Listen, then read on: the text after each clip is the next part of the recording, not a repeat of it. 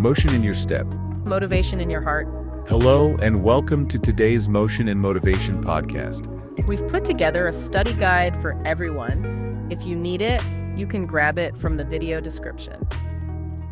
Welcome back, everybody, to the deep dive. Ready to explore some power dynamics? Always ready. Today, we're taking a look at Jeffrey Pfeffer's book, 7 Rules of Power. Yeah, this is a good one. I know you've read this. I've been digging into it, too. I'm excited to kind of pick it apart and see what we can learn about navigating those sometimes tricky office politics. Right. It's like everyone knows those dynamics exist, but nobody wants to talk about it. So let's talk about it. Pfeffer doesn't really sugarcoat anything. He gets right into the psychology of power.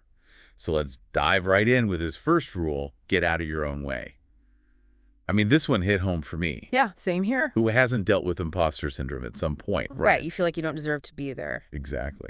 And Pfeffer actually shares a story about Christine, a consultant he worked with, who's clearly super talented, MBA, the whole 9 yards, but just constantly downplayed her achievements. Oh, I remember Christine. Always apologizing. Yeah. And she was the youngest person and the only woman on her team. Which, Yeah. that can be tough. Really tough. So she kind of let those factors just totally undermine her confidence. It's classic self-sabotage. You get in your own way. So what did Pfeffer suggest she do? How do you climb out of that hole? He told her to focus on empowering self-descriptors. Instead of being like, oh, I'm the youngest one here, or I'm the only woman here, she should be focusing on her MBA, her amazing analytical skills. Right. Highlight the positives. Own your accomplishments. Don't shy away from them. So how do you actually put that into practice? It's easy to say, be more confident, but how do we make that happen? Pfeffer suggests a really practical exercise. He says, analyze your self-descriptors. Pay attention to how often you apologize for things, especially when you don't even need to. Ooh, I do that a lot. Sorry to bother you at the beginning of emails. All the time. Or downplaying your accomplishments in meetings. Oh, it was nothing, really. Those little things add up. They chip away at your perceived power without you even realizing it. It reminds me of Christina Troitino, who Pfeffer talks about in the book. She's the YouTube employee who basically crashed an exclusive dinner at Sundance. Oh yeah, Christina. That's a great example of his second rule, break the rules. Right. She saw an opportunity and just went for it, totally breaking those social norms to make herself appear more important. And it worked. So wait, how did she even get in? That dinner was invite only, right? It was, but she walked in with confidence, like she totally belonged there. She even started conversations with some pretty high-profile people. Bold move. And that's the point. By breaking those unwritten rules, that social etiquette, she created this aura of importance around herself. So I get that it was a power move. But how does rule breaking actually translate into real power? What's going on there psychologically? Okay, so Pfeffer explains that there are a few mechanisms at play. One is scarcity. Things become more desirable when they're rare or hard to get. Like those limited edition marketing tactics. Exactly. Then there's reactance theory. If you tell someone they can't do something, what happens? They want to do it even more. Bingo. And finally, there's this idea of volitional capacity, which is basically the perception that someone has the freedom to do whatever they want. Okay, so by breaking the norms, Christina sort of manufactured this aura of scarcity and volitional capacity. She's someone who doesn't have to play by the rules, which makes her more interesting and, powerful. Exactly. It goes back to Pfeffer's point about the power of asking. We so often assume rejection, but people are surprisingly willing to help if you just ask. It's easier to get forgiveness than permission. Kind of. Think of Keith Ferrazzi, the guy who straight up asked the head of Deloitte Consulting for yearly dinners with him as part of his job offer. It was so bold, so unexpected, it just worked. Exactly. It's about recognizing your own power and not being afraid to use it. And that ties in nicely with Pfeffer's rule number 3, appear powerful. Okay, so are we talking about power posing in the bathroom before big meetings? What does appearing powerful actually look like? Well, there's some really interesting research that shows people make judgments about others based on appearances crazy fast. Yeah. Yeah, literally just from tiny little video clips, people can accurately assess personality traits. It's wild. First impressions, man, they really do matter. So obviously we can't change everything about our appearance, but are there things we can control, to project that power? Definitely. There are a lot of nonverbal cues that we can learn and practice, like body language, tone of voice, even what you wear. All those things can affect how powerful you appear. Pfeffer also talks about the importance of projecting certain emotions, right? Yeah, confidence is key.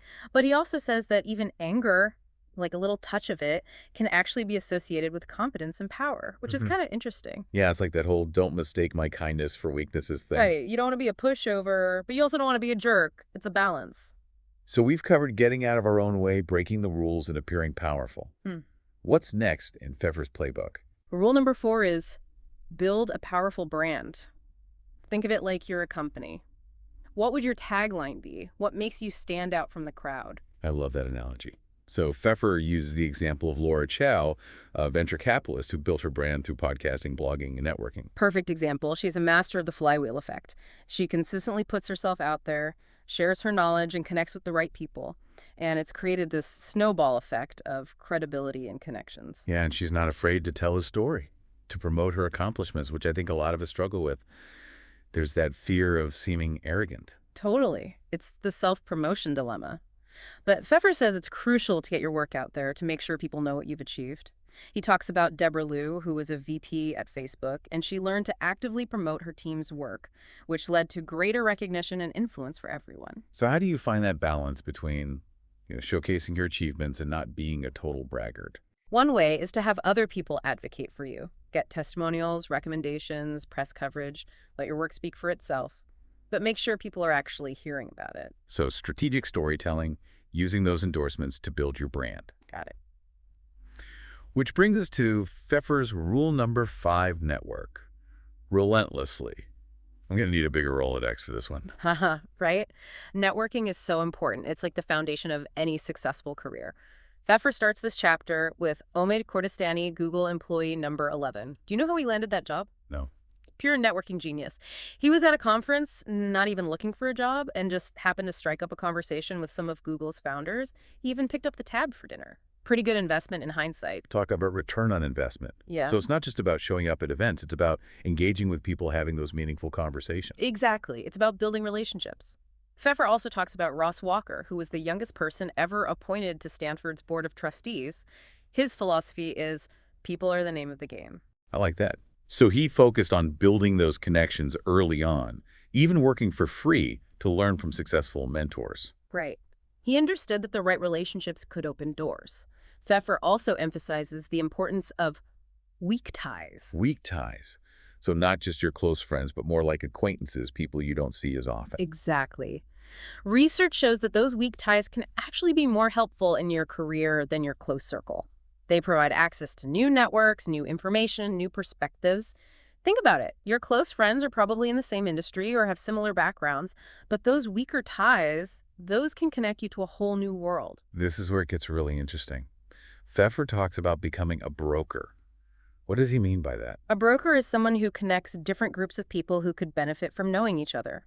They bridge those gaps in networks. It could be real estate brokers, investment bankers, even someone who introduces two friends who end up getting married. So it's about spotting those opportunities to connect the dots. And strategically positioning yourself to do it. Research shows that people in these brokerage positions tend to have better career outcomes. More information, more opportunities, and they're often seen as more valuable. I'm already feeling overwhelmed. Who has time for all this networking between work and family and trying to get some sleep? I know, right? Mm-hmm. It can be a lot.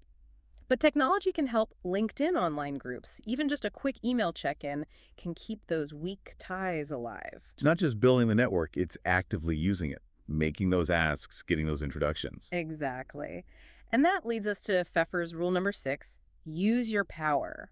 This one can be a bit controversial. Yeah, sounds kind of power hungry. But Pfeffer's point is that power itself isn't good or bad. It's a tool. And if you have it, you should use it strategically. Ethically, of course. He uses Lyndon B. Johnson as an example. He was a president known for getting things done often by pushing boundaries and using his influence very decisively. So being bold, taking action when you see an opportunity. And recognizing that power can be fleeting. Mm-hmm. You might be in a position of influence today, but that could change. Use it while you have it to achieve your goals and make a real impact. Pfeffer talks about how the average tenure for CEOs and other leaders has actually been shrinking. So you got to move fast. Okay, so use it or lose it, basically. Pretty much. He gives some great examples of how to use power effectively. Like Amir Dan Rubin, who was brought in to turn around Stanford Hospital. He wasn't afraid to shake things up and make tough decisions, even though they weren't always popular. So he was willing to ruffle some feathers to get things done. Exactly. He had a vision and he used his power to make it happen. Another key takeaway is the importance of surrounding yourself with the right people. Bring in your supporters and move out your opponents. I know it sounds a bit ruthless, but Yeah, but it's not about being mean. It's about being strategic. right, you need people who are on board with your vision who are going to help you achieve your goals. Sometimes that means making tough calls about who stays and who goes. So it's playing the long game, setting up systems and structures that will continue to support your vision even after you've moved on, like building a legacy. Exactly. But Pfeffer also has a bit of a cautionary tale. He reminds us that while power can be used for good, it can also shield people from consequences when they break the rules. Like a get-out-of-jail-free card for the successful. Kind of. He argues that we tend to view successful people differently. We attribute their success to positive qualities like intelligence and hard work, which can make us more forgiving of their flaws. Yeah, it's that halo effect again. Their success overshadows their shortcomings. He talks about people like Elon Musk and Elizabeth Holmes. Despite all the controversy surrounding them, they continue to have huge followings and attract investors. Right. And it all comes back to cognitive dissonance. We want to believe that successful people are good people, so we rationalize their behavior even when it doesn't align with our own values. So we compartmentalize their performances over here, their moral character is over there. Exactly. Pfeffer calls it moral decoupling. We separate judgments about someone's performance from their moral transgressions, which allows us to admire them while still acknowledging their flaws. It's a fascinating concept, and it explains why some powerful people can get away with things that others can't. Their success shields them. It allows them to operate under a different set of rules. So what do we do with this information? Are we just supposed to accept that power corrupts and successful people are above the law? Of course not. Pfeffer's point isn't to make us cynical, it's to make us aware. He wants us to be more critical observers of power dynamics and to recognize that success doesn't automatically equal morality. It's about being discerning, not letting the halo effect blind us to potential problems, and holding powerful people accountable, not giving them a free pass just because they've achieved success. That's a great way to sum it up. And it's one of the things that makes Pfeffer's book so valuable. It doesn't just describe how power works. It challenges us to think about how we use it and how we respond to it. He also offers some additional insights beyond the 7 rules. He talks about the importance of having a strong peer group, a network of people who can support you and challenge you. Yeah, he mentions Laura Esserman, the surgeon. She learned to work within the existing power structures even when they felt unfair. And she built a strong network of mentors and colleagues to help her navigate those challenges. And he shares a story about a group of women from his class who formed what they called a power posse. They supported each other, held each other accountable, and worked together to challenge the status quo. It's a great example of how collective action can empower individuals to create real change. So we've really gone deep on Pfeffer's 7 rules of power, explored a ton of examples, and unpacked some pretty complex ideas. What are the key takeaways here? Well, the first thing is that power dynamics are everywhere. They're a part of every organization and every relationship. Ignoring them won't make them go away. We have to understand them and learn to navigate them effectively. And Pfeffer's book gives us a framework for doing that. Yeah. It encourages us to be strategic, to be bold, to build our networks, and to use our power wisely. But it also reminds us that power is a double-edged sword. It can be used for good or for bad. It can create positive change, or it can be used to exploit and manipulate. Ultimately, the choice is ours. So armed with these insights from Pfeffer, we can hopefully approach these power dynamics with more confidence, achieve our goals, and even make a positive impact along the way. Absolutely. And as a final thought, I'd encourage you to think about how these rules apply outside of the business world. Think about politics, social movements, even your personal relationships. How do these power dynamics play out? How can you use these insights to create a more just and equitable world? That's such an important point. Power is everywhere, and understanding how it works is crucial for anyone who wants to make a difference. Thanks for joining us for this deep dive. We'll see you next time. So we've covered a lot, but there's one more rule we need to talk about, Pfeffer's 7th and final rule. It's called success shields, and it might be the most thought-provoking one. Success shields. Huh. That sounds kind of ominous. It kind of is. Pfeffer dives into this uncomfortable truth that success can actually act as a shield protecting people from consequences, even when they do things that are ethically questionable. So like a get-out-of-jail-free card for the successful. You could say that he argues that we tend to see successful people through a different lens. We attribute their success to these positive qualities like intelligence, hard work, charisma, and it can make us more forgiving of their flaws, even their transgressions. It's that halo effect we were talking about. Their success kind of overshadows everything else, makes it easier to overlook potential problems. And he uses some pretty strong examples to illustrate this point. People like Elon Musk and Elizabeth Holmes. Right. Those are perfect examples.